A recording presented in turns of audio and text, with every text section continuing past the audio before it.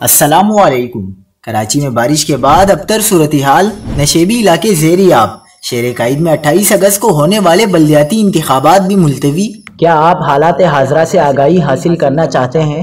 خبر کے پیچھے چھپے اصل حقائق جاننا چاہتے ہیں تو ابھی سبسکرائب کیجئے جلمل پاکستان کو اور ساتھ ہی گھنٹی کے نشان پر کلک کر دیں۔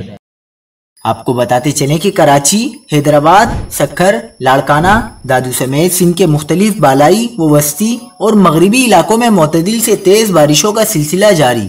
سندھ کے سب سے بڑے شہر کراچی میں بھی وقفے سے ہلکی سے معتدل بارش ہو رہی ہے۔ سندھ کے مختلف علاقوں میں آئندہ 36 گھنٹوں کے دوران بارشوں کا سلسلہ جاری رہے گا۔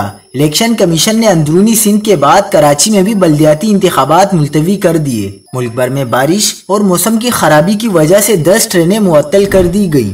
تیز ہوا کے باعث شاہین کمپلیکس کے قریب درخت گر گیا۔ درخت گرنے کی وجہ سے آرٹسٹ کونسل سے شاہین کمپلیکس آنے والی سڑک کو ٹریفک کے لیے بند کر دیا گیا۔ چیف میٹرولوجسٹ سردار سرفراز کا کہنا تھا کہ کراچی اور گرد و نواح میں بارش کا تیز اسپیل کل تک جاری رہے گا۔ آج اور کل شہر میں کبھی ہلکی اور کبھی تیز بارش ہوگی۔